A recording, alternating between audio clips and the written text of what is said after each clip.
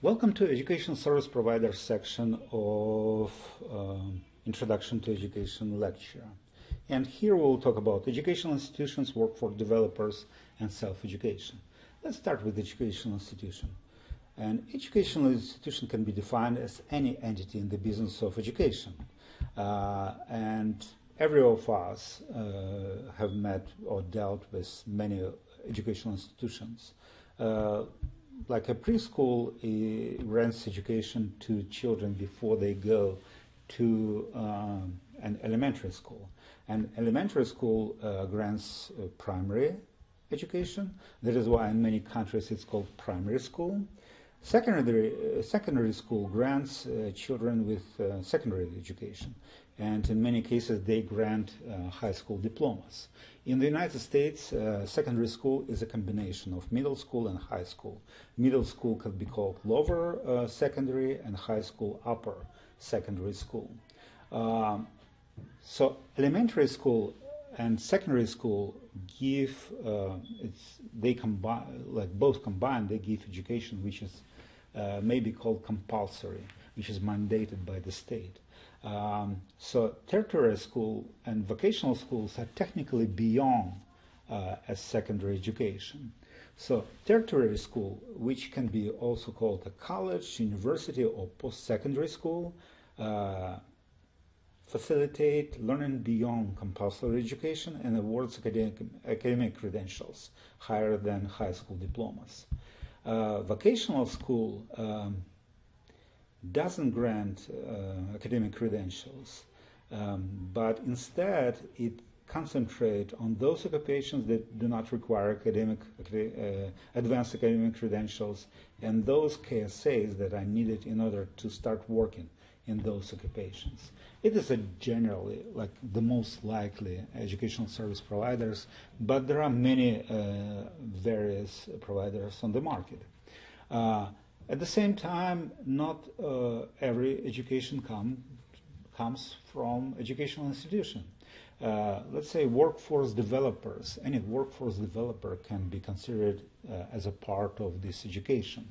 And we talked about many of them in the previous lectures, including career administration providers, or career administration service providers. Here, I wanted to mention apprentice host employer, which is an employer that employs one or more apprentices, and also self-education. The biggest chunk of your education or my education came from self-education, which is education without guidance of masters like such teachers and professors or educational institutions. A self-learner chooses the subject of study, their learning tools, and educational formats. Many great people will not ever be educated. So let's say Leonardo da Vinci was never educated in anything but arts, or George Washington, the founder of the United States of America, was never ever been to any school. It didn't prevent them of making like a new nation. Many business people were dropouts, like Mark Zuckerberg or Bill Gates. They were admitted to schools, but at the same time they dropped almost immediately. Some say, or some joke that the fact that they dropped out of the school helped them more than they would be graduated from the school, but it is just a speculation. And the last piece which I wanted to mention is observation. We already mentioned several times observation. So observation is a data gathering technique that is based on watching something or someone. And here you can watch in situ or being present in some place. You can watch from the distance, like ex situ. Also, remote sensed observation is another piece.